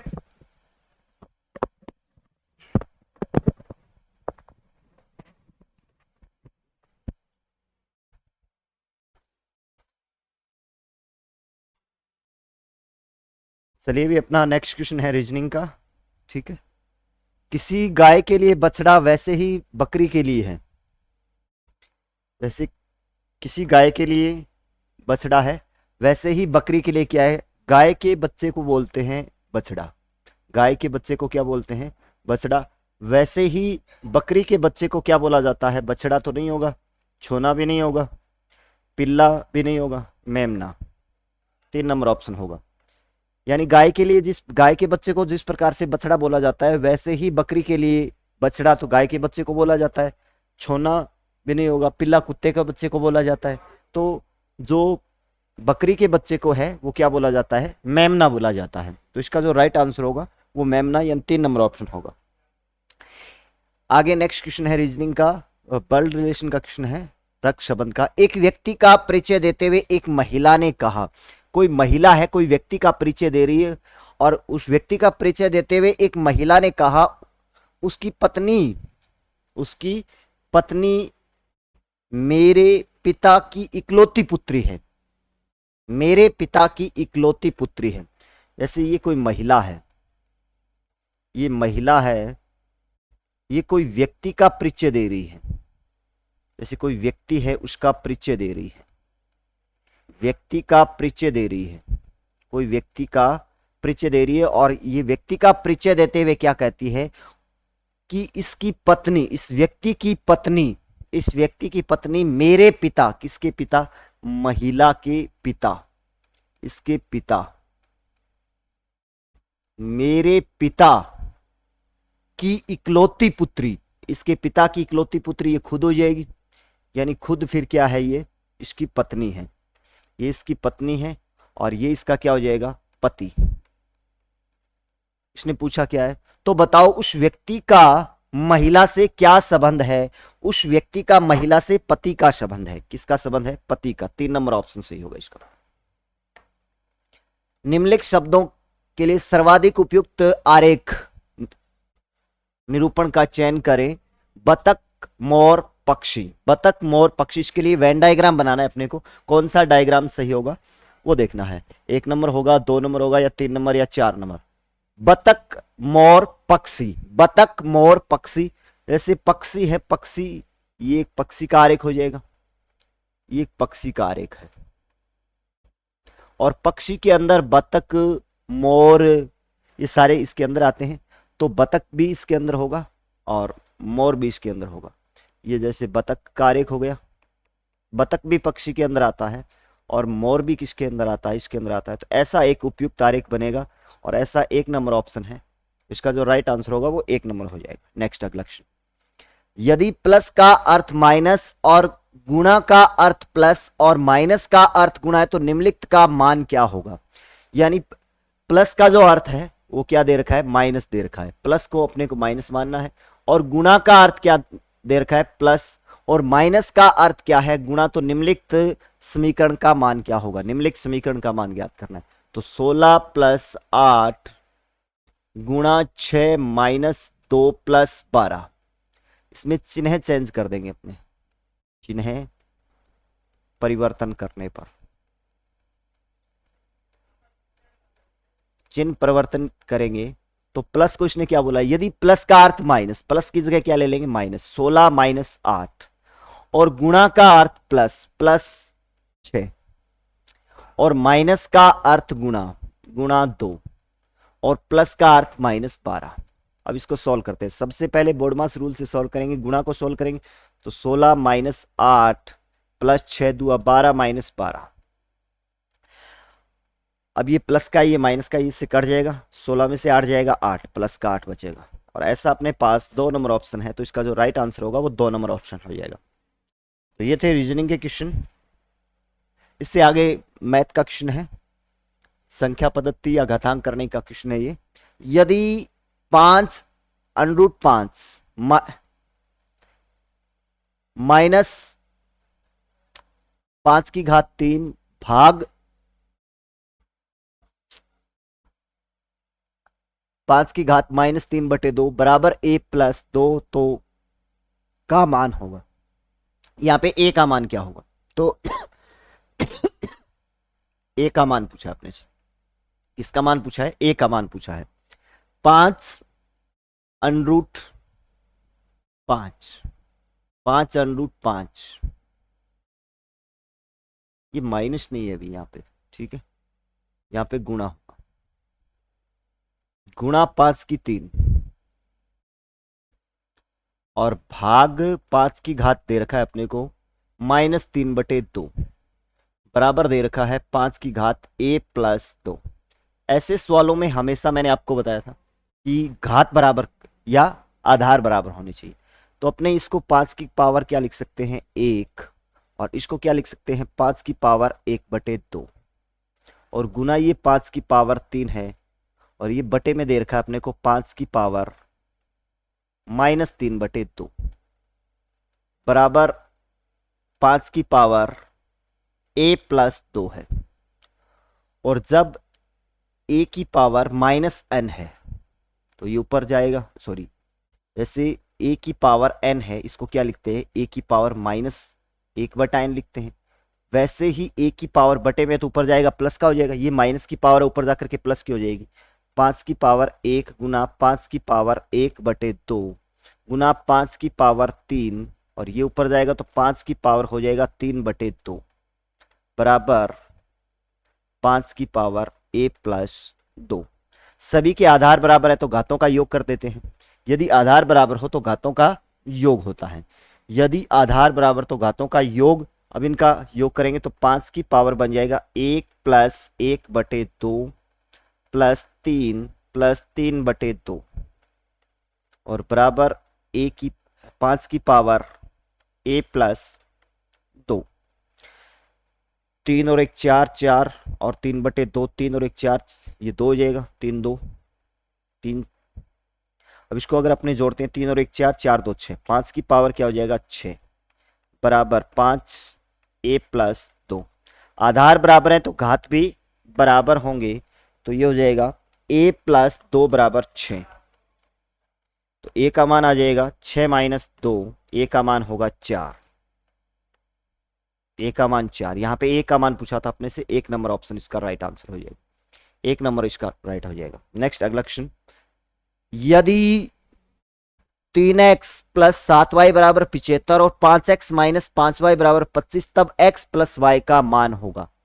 तब x + y का मान क्या होगा, x और y का योग कितना होगा, 17 16 18 15।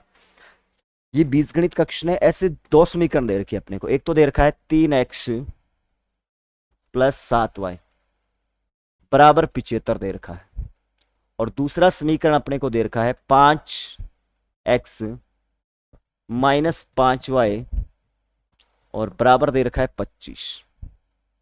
ये 1 नंबर समीकरण, ये 2 नंबर समीकरण। ऐसे सवालों को सॉल्व करने के लिए अपने क्या करते हैं, या तो x को गायब करते हैं या y को गायब करते हैं, या तो इनका ये बराबर कर दो या ये बराबर कर दो। इसको कर देते हैं अभी अपने, मैं ये y बराबर कर देता हूं। तो इसको बराबर करने के लिए यहाँ पे कितना होना चाहिए और यहाँ पे कितना होना चाहिए। तो यहाँ पे 35 बनाने के लिए इसको 5 से गुना करना पड़ेगा, इसको 7 से। तो मैं इस समीकरण को तो कर देता हूँ 5 से गुना, और इस समीकरण को कर देता हूँ मैं 7 से गुना। 5 से गुना करूंगा तो 5 दिया 15, 15x + 7 5 35y बराबर, इसको 5 से गुना करेंगे, 5 5 25 अंसल का 2 और 7 5 35 2 37 375। ऐसे इसको 7 से करेंगे 7 5 35 x और इसको 7 से करेंगे 7 5 35 y।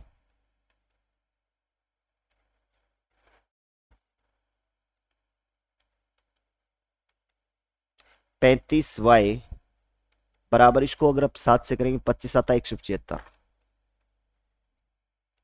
जोड़ने पर इनको जोड़ देते हैं, इनको जोड़ने पर क्या आएगा, ये प्लस का माइनस का कट जाएगा। इनको जोड़ेंगे 35 और 15 50x बराबर, ये हो जाएगा 5 5 10 7 7 14 और 1 15 3 4 5 7 7 14 5 5 10 असल का 1 7 2 14 और 1 15 3 4 और 1 5। x की वैल्यू क्या आ जाएगी, 550/50, ये 0 से 0 11 5 55। x की वैल्यू आ गई 11, x की वैल्यू अपने पास प्राप्त हो गई 11।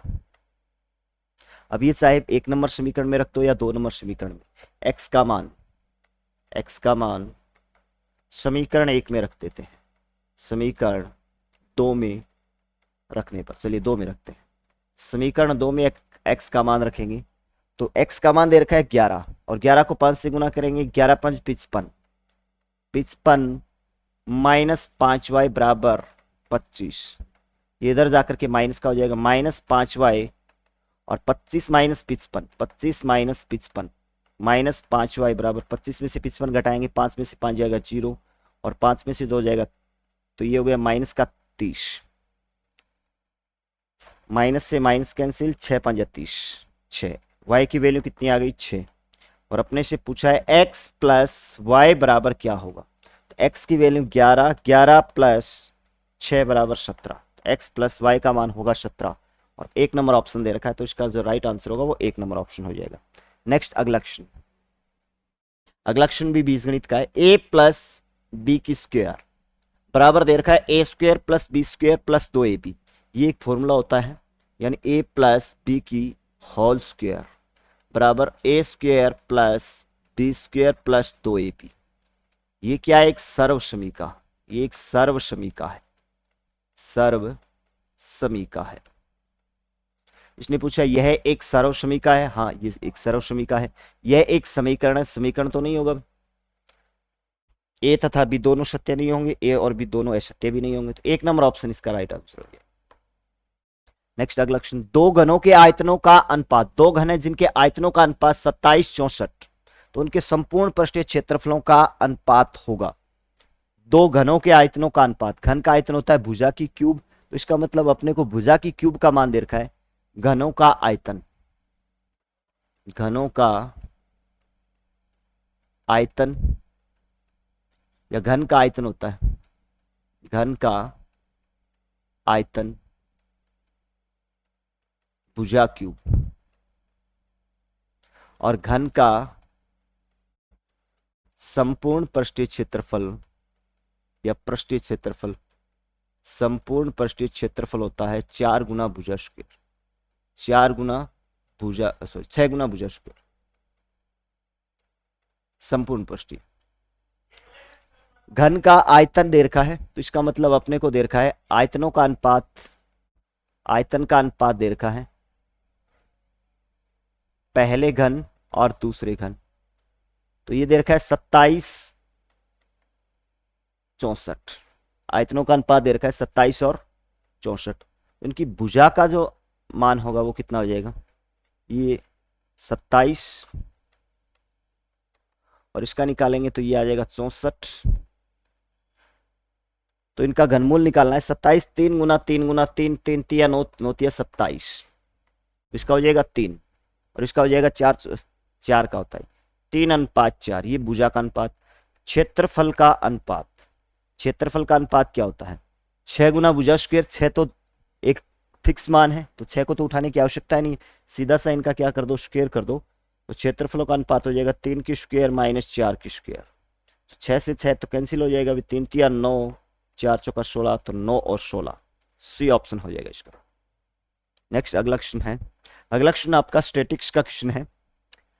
नीचे दी हुई बारंबारता सारणी के लिए 60 किग्रा से कम वजन वाले व्यक्तियों की संख्या है। 60 किग्रा से कम वजन वाले व्यक्तियों की संख्या क्या है? 60 किग्रा से कम वजन वाले, तो ये 40 से 45 तक है और ये 45 से 50 तक है, ये 50 से 55 तक है और ये 55 से 60 तक है। ये 60 से ज्यादा हो जाएगी। 60 किग्रा से कम, तो ये जो वजन है वो 60 किग्रा से कम होगा, यहां तक के लेने अपने को, ये होगा 60 किग्रा से कम, 60 किग्रा से कम। अब ऐसे मत सोचना भी ये 60 तक दे रखा है तो आगे 60 से है ना, 60 से स्टार्ट है, तो ये जो 60 से कम तक के है, ठीक है, तो 60 से कम हो जाएगा 4 प्लस 5 प्लस 10 प्लस 7, 5 4 9, 9 7 16, 16 और 10 26, 1 नंबर ऑप्शन हो जाएगा इसका। नेक्स्ट अगला क्वेश्चन, अगला क्वेश्चन है निम्न में कौन सा द्विआमीय आरेख नहीं है? द्विआमीय आरेख नहीं है, द्विआमीय आरेख नहीं है। वर्गाकार आरेख एक द्विआमीय आरेख होता है, ये तो द्विआमीय आरेख है। पाई चार्ट भी एक द्विआमीय आरेख होता है। आयताकार आरेख भी एक द्विआमीय आरेख होता है, लेकिन बहुदंडीय आरेख है वो एक द्विआमीय आरेख नहीं होता है, तो डी ऑप्शन इसका हो जाएगा। नेक्स्ट अगला क्वेश्चन, यदि n संख्याओं का माध्य x बार और प्रथम n-1 संख्याओं का योग लेमडा है तो श्रेणी की अंतिम संख्या क्या है? n संख्याओं का माध्य दे रखा है, माध्य क्या होता है? औसत होता है, तो n संख्याओं का योग निकाल लेते हैं अपने। n संख्याओं का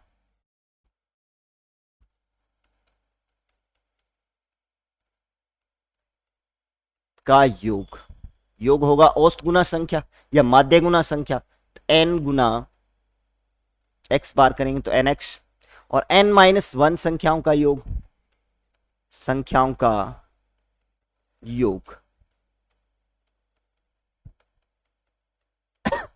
लैम्डा। अंतिम संख्या पूछी अपने से, तो n संख्याओं में से अपने क्या करते हैं, n माइनस संख्याएं घटा देते हैं, तो एक संख्या बचेगी, वो अंतिम संख्या आ जाएगी। अंतिम संख्या, तो n संख्याओं का योग कितना है, nx बार, और n माइनस 1 संख्याओं का है लैम्डा।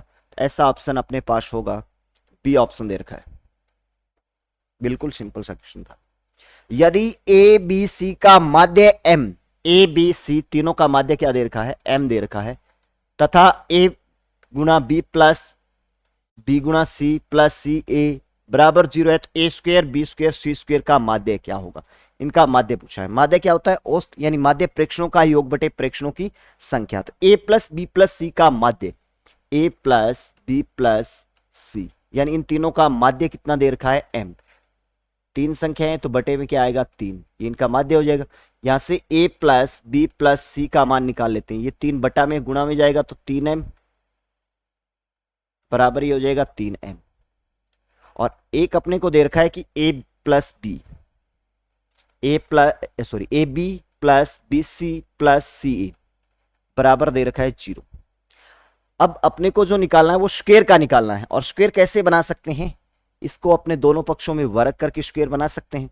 तो मैं a प्लस बी प्लस सी इसकी स्क्वायर कर देता हूं, और इसकी स्क्वायर करेंगे तो 3 की स्क्वायर 9m स्क्वायर हो जाएगा। इनका स्क्वायर के सूत्र से खोलें, इनका फॉर्मूला होता है,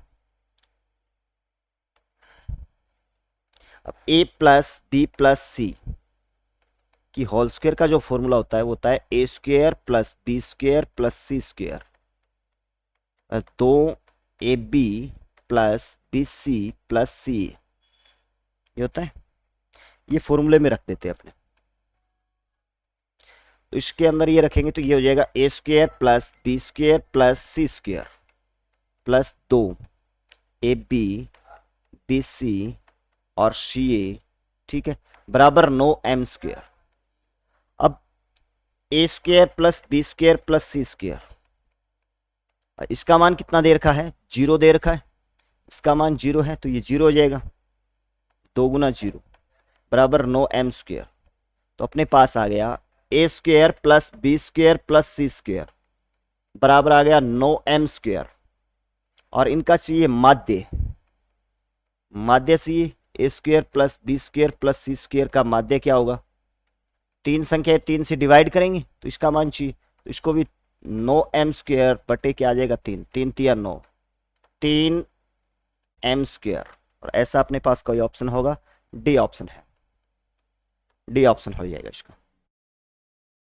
नेक्स्ट क्वेश्चन आपका साइंस का क्वेश्चन है, वो आपको करवाएंगे दोल सर, ठीक है।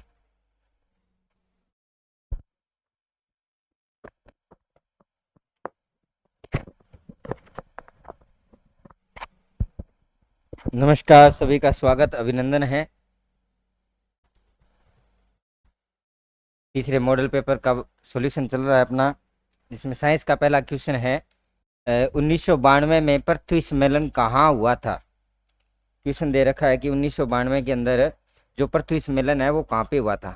देखिए, सम्मेलन से संबंधित क्वेश्चन आता है, जैसे मोनेटियर प्रोटोकॉल है ना, क्वेटा प्रोटोकॉल है, ये किससे संबंधित है, या कोई और अपने कोप का सम्मेलन है, एजेंडा 21 है, इस तरह के क्वेश्चन है, बार बार रिपीट होते हैं। तो देखिए, पृथ्वी सम्मेलन है 1992 में सबसे पहले कहाँ हुआ था, रियो डी जनेरिया, ये अपने हैं ब्राजील में, इस स्थान पर पृथ्वी सम्मेलन हुआ था। पृथ्वी दिवस पूछ ले तो 22 अप्रैल को,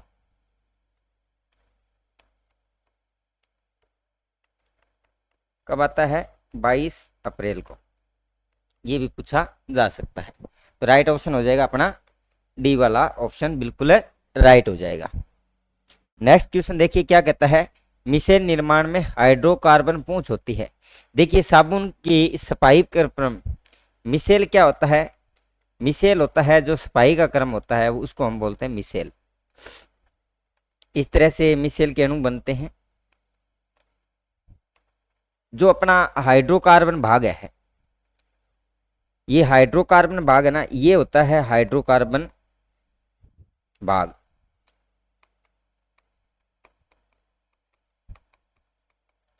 ये होता है अंदर की तरफ, जबकि ध्रुवीय सिरा है ये होते हैं बाहर की तरफ। दूसरा, इसके अंदर एक जल रागी भाग होता है जिसको हाइड्रोफोलिक बोलते हैं, एक जल विरोधी भाग होता है, जैसे कोई तेल या मिट्टी की जो है ना कण है या जो अशुद्धता होती है कपड़ों पर, वो जल विरोधी भाग होता है। एक होता है जल रागी भाग। ये क्या होता है, ये तो जल में घुलता है और ये इनको क्या कर लेता है, बांधे रखता है, और सफाई प्रक्रम के द्वारा ये उस स्थान से क्या कर दिए जाते हैं, हटा दिए जाते हैं। इस प्रक्रिया को हम बोलते हैं मिसेल प्रक्रिया। मिसेल की प्रक्रिया के द्वारा क्या है, कपड़ों की धुलाई वगैरह साफ सफाई करने के काम में आती है। तो कार्बन भाग, हाइड्रोफोलिक भाग और हाइड्रोफोबिक भाग होते हैं। और इसके अंदर हमेशा ध्यान रखना, मिसेल निर्माण में हाइड्रोकार्बन पूंछ हमेशा किस तरफ होती है, अंदर की तरफ होती है। तो अपना 1 नंबर ऑप्शन है वो बिल्कुल राइट हो जाएगा। चलिए नेक्स्ट क्वेश्चन देखिए क्या है, साबुन कार्य करता है। देखिए साबुन और अपमार्जक दोनों की बात आती है, साबुन और अपमार्जक। देखिए साबुन है ये केवल मृदु जल के अंदर कार्य करते हैं, जबकि ये दोनों में कार्य करते हैं, कठोर और मृदु। इसलिए कई बार प्रश्न आ जाता है कि हम अपमार्जक के द्वारा किसमें विभेद नहीं कर सकते, क्योंकि ये कठोर और मृदु जल दोनों से ही कार्य करता है, इसलिए इसमें विभेद नहीं कर सकते। साबुन होते हैं ये अपने क्या होते हैं, स्टेरॉइड लवणों की बनी प्रक्रिया होती है, इसमें सह उत्पाद के रूप में ग्लिसरॉल होते हैं। ठीक है, तो इसका राइट ऑप्शन क्या हो जाएगा, ये किस में कार्य करती है, अपने मृदु जल के अंदर कार्य करती है। 1 नंबर ऑप्शन है वो बिल्कुल राइट हो जाएगा। चलिए नेक्स्ट क्वेश्चन देखिएगा। नेक्स्ट क्वेश्चन क्या है, पदार्थ का सबसे छोटा कण।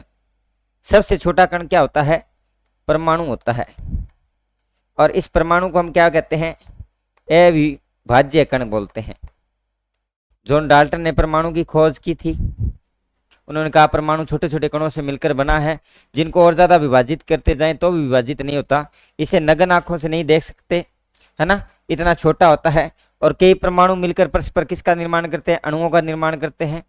और तत्व अलग हो गए, यौगिक है वो 2 या 2 से अधिक तत्व सम्मिलित होते हैं। यौगिक में तत्व क्या होता है, एकल पदार्थ होते हैं, यौगिक में 2 या 2 से अधिक तत्व होते हैं। अणु है वो परमाणुओं का ही संयुक्त रूप होता है। तो पदार्थ का सबसे छोटा कण क्या होता है, परमाणु होगा, इसलिए बी नंबर ऑप्शन है वो बिल्कुल राइट हो जाएगा। अब देखिए पृथ्वी की ओर मुक्त रूप से गिरती हुई वस्तु की कुल ऊर्जा का मान। देखिए ऊर्जा है 2 प्रकार की है, एक अपने होती है गतिज ऊर्जा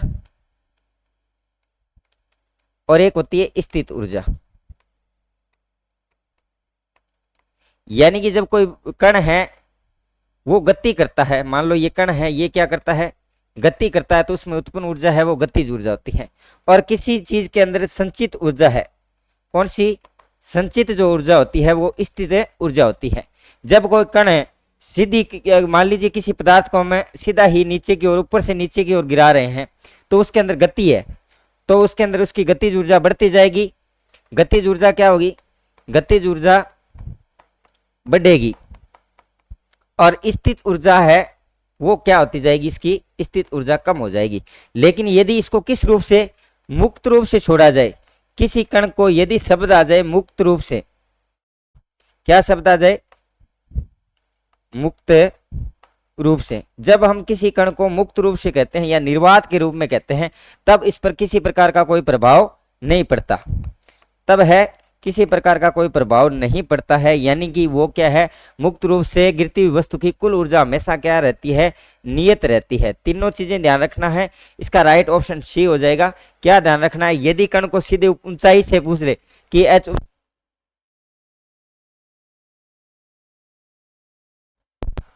हेलो, यदि किसी वस्तु को हम h ऊंचाई से गिराते हैं और वो पृथ्वी पर पहुंचती है, तो उसकी गतिज ऊर्जा पर क्या प्रभाव पड़ता है, स्थित ऊर्जा पर क्या प्रभाव पड़ता है। मान लीजिए h ऊंचाई थी, इस h ऊंचाई से यदि हम वस्तु को गिरा रहे हैं तो उसमें क्या होगा, उसकी स्थित ऊर्जा तो कम हो जाएगी, लेकिन उसकी गतिज ऊर्जा है बढ़ जाती है।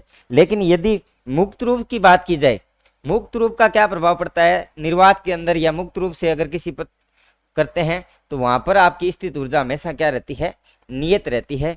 तो ऑप्शन नंबर सी बिल्कुल राइट हो जाएगा। नेक्स्ट क्वेश्चन क्या कहता है, संप्रत्यय निर्माण, यानी कि मनोविज्ञान के क्वेश्चन आ गए हैं। हमारे मनोविज्ञान का क्वेश्चन क्या कहता है, संप्रत्यय निर्माण। संप्रत्यय निर्माण एक शानदार प्रक्रिया होती है। देखिए इसके अंदर हम किसी चीज के बारे में विशेष सोच करते हैं, शिक्षा मनोविज्ञान के क्षेत्र के किस घटक से संबंधित होती है। अब ध्यान करना, संप्रत्यय निर्माण एक प्रकार की प्रक्रिया होती है। किस प्रकार की प्रक्रिया होती है, अधिगमकर्ता से, सीखने की प्रक्रिया से, अध्यापक से, सीखने के वातावरण से। देखिए इस संप्रत्यय निर्माण है वो हमेशा क्या होती है, एक सीखने की एक विशेष प्रकार की प्रक्रिया होती है। हम किसी विषय वस्तु के बारे में अपना दृष्टिकोण बनाते हैं, एक संप्रत्यय निर्माण, एक योजना निर्मित करते हैं कि इस कार्य को इस प्रकार से करना है, उसको हम बोलते हैं संप्रत्यय निर्माण। और संप्रत्यय निर्माण है वो सीखने की एक प्रकार की क्या होती है, प्रोसेस या प्रक्रिया होती है। तो बी नंबर ऑप्शन है बिल्कुल राइट हो जाएगा। शिक्षा मनोविज्ञान का अध्ययन शिक्षक को इसलिए करना चाहिए ताकि, देखिए शिक्षा मनोविज्ञान शिक्षक के लिए बहुत ही महत्वपूर्ण है। शिक्षा मनोविज्ञान का ज्ञान शिक्षक के लिए अति आवश्यक है। क्यों आवश्यक है, क्योंकि शिक्षा मनोविज्ञान शिक्षक को अपने कार्य में उन्नति करने में, अपनी सफलता प्राप्त करने में, अपनी छात्रों को शिक्षित करने में विभिन्न शिक्षण विधियों के प्रयोग में क्या करती है, सहायता देती है। तो क्या है, छात्रों को आसानी से प्रभावित कर सके, बिल्कुल छात्रों को प्रभावित करने में सहयोग करता है। स्वयं को समझने में भी, यानी कि जो कार्य शिक्षक करवा रहा है उसको व्यक्ति के स्वयं के बारे में समझ विकसित होती है, बिल्कुल राइट बात है। पशुओं पर प्रयोग कर सके, शिक्षण को अधिक प्रभावी बना सके। देखिए यहाँ क्या, शिक्षा मनोविज्ञान का अध्ययन शिक्षक को इसलिए करना चाहिए ताकि, यहाँ देखिए पशुओं पर प्रयोग कर सके, ये बात थोड़ी सी कम है। ये ठीक है, स्वयं को समझने में बोलता है, आसानी से प्रभावित कर सके, छात्रों को आसानी से प्रभावित कर सके, ये बात सही नहीं है। स्वयं को समझने में सहायक होता है, लेकिन सबसे उपयुक्त क्या है, यानी कि शिक्षण को अधिक प्रभावी बनाने में, ये बात सबसे अधिक उपयुक्त है। सबसे अधिक उपयुक्त बात क्या है, पशुओं के प्रयोग कर सके, ये नहीं छात्रों को आसानी से प्रभावित कर सके, ये चीज नहीं है। छात्रों को प्रभावित कर सकता है शिक्षा मनोविज्ञान का ज्ञान, लेकिन आसानी से प्रभावित नहीं कर सकता। पशुओं के प्रयोग कर सके, ये भी जरूरी नहीं, लेकिन सबसे उपयुक्त क्या है कि जो शिक्षण कार्य है, एक शिक्षक का कार्य क्या होता है, शिक्षण करवाना, और अपने शिक्षण को महत्वपूर्ण या प्रभावी बनाने में क्या है, शिक्षा मनोविज्ञान अधिक महत्वपूर्ण योगदान देती है। तो डी नंबर ऑप्शन अपना बिल्कुल राइट हो जाएगा। नेक्स्ट क्वेश्चन देखिएगा, एक छात्र अर्धवार्षिक परीक्षा में प्रथम आने का लक्ष्य बनाता है, किंतु दूसरे छात्रों की प्रतियोगिता के कारण लक्ष्य को प्राप्त करने में असफल रहता है। इससे वह निराश न होकर वार्षिक परीक्षा में प्राप्त ध्यान देकर अपने लक्ष्य को प्राप्त कर लेता है। यह स्थिति क्या कहलाती है। देखो, संघर्ष, कुंठा, असमायोजन। कुंठा और असमायोजन को तो पहले कट कर दो। अब बात हो गया संघर्ष, संघर्ष और समायोजन। तो इसका राइट ऑप्शन क्या होगा, समायोजन होगा। देखिए समायोजन का मतलब होता है सम प्लस आयोजन, और समायोजन क्या है, हमें किसी चीज के बारे में संतुलित स्थापित करने में, किसी स्थान विशेष पर अपने आप को समायोजित करने में क्या करता है, सहायता करता है। एक बार छात्र असफल हो गया तो उसने निर्णय लिया कि नहीं, अगले परीक्षा के अंदर मैं पुनः क्या हो जाऊंगा, सफल हो जाऊंगा। इस प्रकार से अपने आप को क्या कर लिया, समायोजित कर लिया। तो ये कौन सी प्रक्रिया कहलाती है, समायोजन की प्रक्रिया कहलाती है। तो राइट ऑप्शन क्या हो जाएगा, सी नंबर ऑप्शन है वो बिल्कुल राइट हो जाएगा। नेक्स्ट क्वेश्चन देखिए, एक समायोजन तंत्र में अतीत, वर्तमान और प्रस्तावित व्यवहार के अनुमोदित कारणों में से तार्किक और सामाजिक रूप से सोचना शामिल है, क्या कहलाता है। देखो, प्रतिकरण, प्रतिकरण का मतलब होता है कोई संकेत के प्रति या किसी विषय वस्तु के प्रति सोच, वो प्रतिकरण होता है। प्रतिगमन क्या होता है, पूर्व की ओर लौटना, और ये क्या होता है, दमन होता है बुलाना, किसी विषय वस्तु को बलपूर्वक बुला देना, या कोई ऐसी बातें हैं जो हमारे लिए आवश्यक नहीं उसको छोड़ देना। प्रमेयीकरण को रियलाइजेशन बोलते हैं, और रियलाइजेशन क्या होता है कि हमारी कुछ ऐसे रियलाइजेशन होता है, एक रक्षा तंत्र ही है। प्रमेयीकरण या रियलाइजेशन क्या है, एक रक्षा तंत्र होता है समायोजन का। इस रक्षा तंत्र में होता क्या है, अभी अपने व्यवहार जो करते हैं व्यक्ति है, व्यक्ति के अंदर क्या होता है, जो अस्वीकार्य या स्वीकार्य व्यवहार को, अस्वीकार्य जो व्यवहार या सोच होती है उसको स्वीकार्य कार्यों में बदल देना। यानी उदाहरण के तौर पर, जैसे कोई बच्चा है वो परीक्षा में क्या हो जाता है, असफल हो जाता है, और परीक्षा में असफल का दोष किसको देता है, शिक्षक को देता है।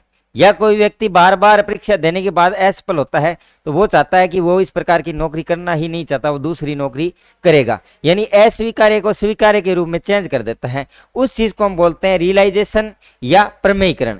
तो प्रस्तावित व्यवहार के अनुमोदित कारणों में से तार्किक और सामाजिक रूप से सोचना है, यानी अतीत, वर्तमान और प्रस्तावित व्यवहार के अनुमोदित कारणों को, यानी कि जो पहले से उसके अस्वीकार्य स्वीकार्य कार्य है वो जो अस्वीकार्य हो रहे हैं उनको दूसरे स्वीकार्य कार्यों में क्या कर देता है, बदल देता है। ये प्रक्रिया क्या कहलाती है, आपकी प्रमेयीकरण कहलाती है। तो राइट ऑप्शन है वो बी राइट हो जाएगा।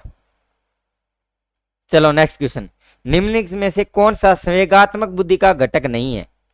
संवेगात्मक बुद्धि आवेग और संवेग के आधार पर अपने संवेगों को जानना, बिल्कुल सही बात है। संवेगों का उचित प्रबंधन करना, ये भी अच्छी बात है। अन्य लोगों के संवेगों को पहचानना, बिल्कुल। स्वयं के और अन्य के संवेगों में अंतर करना ही संवेगात्मक बुद्धि है। लेकिन क्या है, संवेगों को जागृत करना, स्वयं संवेगों को हम जागृत नहीं कर सकते। अचानक से हम चाहें कि संवेग जागृत कर लें तो ये संवेगात्मक बुद्धि का घटक नहीं है। आंसर नंबर डी इसका बिल्कुल राइट हो जाएगा। नेक्स्ट देखिए, ये है हमारे मैनेजमेंट के शैक्षिक प्रबंधन के क्वेश्चन है, जिसमें पहला क्वेश्चन क्या है, ई मित्र से संबंधित निम्न में से कौन सा एक नहीं है? यानी कि चार बातें ई गवर्नेंस की परियोजना है। देखिए ई गवर्नेंस की परियोजना है जो ग्रामीण क्षेत्र में, शहरी क्षेत्र में सभी जगह क्या है, लागू है। दूसरा ग्रामीण क्षेत्र केंद्रित परियोजना है, एक बार छोड़ो, मोहल्ले के लोगों के लिए भी है, साधारण लोगों के लिए है, केवल ग्रामीण क्षेत्र की नहीं बल्कि शहरी क्षेत्र के लिए भी उपलब्ध है, इसलिए केवल ग्रामीण क्षेत्र पर केंद्रित परियोजना इसका गलत हो जाएगा। तो बी नंबर ऑप्शन अपना राइट हो जाएगा, ये केवल ग्रामीण क्षेत्र पर ही केंद्रित नहीं है। नेक्स्ट क्वेश्चन, शिक्षा के अधिकार अधिनियम 2009 में एक अध्यापक के लिए न्यूनतम कार्य घंटे प्रति सप्ताह कितने निर्धारित किए गए हैं? आरटी एक्ट के अंदर निश्चित धारा 25 के अंदर उसको निश्चित कर रखा है कि आपको इतने समय कौन कौन से शिक्षक होंगे, कितने घंटे का कार्य होगा, तो टोटल कितने कार्य होंगे, 45 घंटे का कार्य किया जाना आवश्यक है। तो बी नंबर ऑप्शन बिल्कुल राइट हो जाएगा। एक अध्यापक को प्रति सप्ताह कम से कम कितने घंटे पढ़ाना आवश्यक है? 45 घंटे पढ़ाना आवश्यक है। तो बी नंबर ऑप्शन हो जाएगा। नेक्स्ट क्वेश्चन देखिए, राज्य सरकार द्वारा चलाए जा रहे अंग्रेजी माध्यम विद्यालय जो केंद्रीय माध्यमिक शिक्षा बोर्ड से मान्यता प्राप्त हैं, उत्कृष्ट केंद्र के रूप में स्थापित हुए हैं, वे हैं, देखिए वास्तविकता में ये कौन से स्कूल हैं? ये हैं स्वामी विवेकानंद राजकीय मॉडल स्कूल। इनकी शुरुआत वर्ष 2013 में हुई थी और वर्तमान के अंदर यदि हम बात करें, वर्तमान में ये 27 जिलों के 134 ब्लॉक में कार्य कर रहे हैं। यानी कि महात्मा गांधी अंग्रेजी माध्यम स्कूल की हम बात करते हैं, इनका नाम महात्मा गांधी अंग्रेजी माध्यमिक स्कूल किया गया था। पहले ये किस नाम से थे? स्वामी विवेकानंद राजकीय मॉडल स्कूल। और ये क्या थे? प्राथमिक कक्षा के लिए, पहले ये प्राथमिक कक्षा के लिए थे, वर्तमान के अंदर ये उच्च कक्षा तक भी सम्मिलित हो गए। 6 से 12, 1 से 5 ही नहीं बल्कि 12 कक्षा 12 तक स्थापित किए जा रहे हैं। तो माध्यमिक शिक्षा बोर्ड है वो इनको मान्यता देता है। तो कौन से हो जाएंगे? स्वामी विवेकानंद राजकीय मॉडल स्कूल। तो डी नंबर ऑप्शन बिल्कुल राइट हो जाएगा। नेक्स्ट क्वेश्चन देखिए, क्षेत्रीय शिक्षण संस्थान RIE अजमेर के संबंध में निम्न में से कौन सा कथन सही नहीं है? देखिए क्या है, इसकी स्थापना 1963 को, RIE की स्थापना 1963 को कहाँ हुई थी? ये अजमेर में हुई थी, ये बिल्कुल राइट है। देखिए यह MDS विश्वविद्यालय अजमेर से संबंधित है, बिल्कुल राइट बात है। इस संस्था में इसका प्रबंधन एवं नियंत्रण NCERT यानी R-SRIT वर्तमान में पूछे तो NCERT द्वारा, NCERT उदयपुर द्वारा किया जाता है।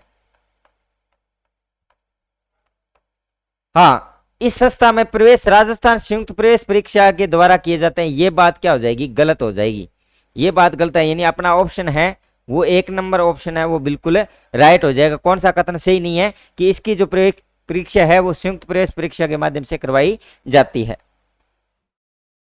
नेक्स्ट क्वेश्चन देखिए, निःशुल्क और अनिवार्य बाल शिक्षा अधिकार अधिनियम 2009 के द्वारा अध्यापकों द्वारा निम्न में से कौन सा उत्तरदायित्व पूरा नहीं किया जाना है? देखिए क्या है, माता पिता और अभिभावक से नियमित बैठक। देखिए SMD धारा 22 के अंदर SMC होती है, RTI में धारा 22 के अंदर आती है SMC और SMDC भी इसमें आती है।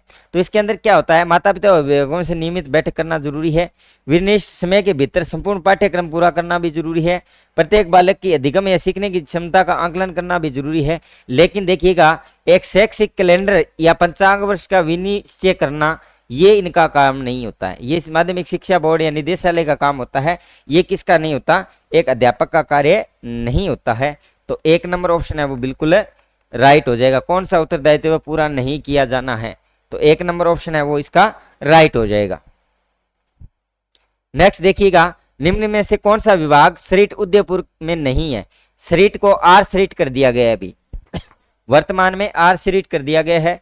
सरिट देखिएगा ये क्या करता है, ये अध्यापक शिक्षा विभाग इसके अंदर सम्मिलित है, विज्ञान एवं गणित विभाग भी सम्मिलित है, पाठ्यक्रम एवं मूल्यांकन विभाग भी सम्मिलित है। लेकिन इसके अंदर कौन सा विभाग सम्मिलित नहीं है, स्त्री अध्ययन विभाग इसके अंदर सम्मिलित नहीं है। तो डी नंबर ऑप्शन बिल्कुल राइट हो जाएगा कि कौन से विभाग हैं, कौन से स्वायत्त संस्थाएं हैं, कौन सी राजकीय संस्थाएं हैं, वो भी प्रश्न बार बार पूछे जाते हैं। तो हमें ये भी ध्यान रखना है कि कौन सी स्वायत्त संस्थाएं, कौन सी राजकीय संस्थाएं हैं।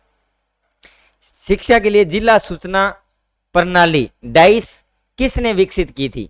देखिए, डाइस का निर्माण है वो नुपा ने किया था, National University Educational Programme and Administration. यानी कि जो नुपा है वो क्या है, राष्ट्रीय शैक्षिक योजना एवं प्रशासन है। राष्ट्रीय शैक्षिक योजना एवं प्रशासन, राष्ट्रीय शैक्षिक योजना एवं प्रशासन, यानी कि national university of education planning and administration है। उसने क्या किया था कि प्रत्येक जिला स्तर पर, ये डाइस है, ये क्या होती है, प्रत्येक जिला स्तर पर बनी हुई है, और जिला शिक्षा अधिकारी इसका मुख्य अधिकारी होता है। प्रत्येक जिले पर डाइस का निर्माण होता है। वर्तमान में डाइस की जगह हमें यू डाइस भर के देना होता है। यू डाइस भी पूछा जाता है, यू डाइस क्या है, यू डाइस के कोड कितने होते हैं, यू डाइस किस प्रकार से कार्य करता है, कब तक इसको कंप्लीट करके हमें प्रस्तुत करना होता है। यू डाइस के माध्यम से राइट को देना होता है, ये भी इंपॉर्टेंट है। तो इसका 1 नंबर ऑप्शन है वो बिल्कुल राइट हो जाएगा। नेक्स्ट क्वेश्चन देखिएगा, भारत के संविधान के किस अनुच्छेद के तहत 6 से 14 वर्ष के बच्चों के लिए निःशुल्क अनिवार्य शिक्षा का प्रावधान किया गया है। देखिएगा, 86वां संविधान संशोधन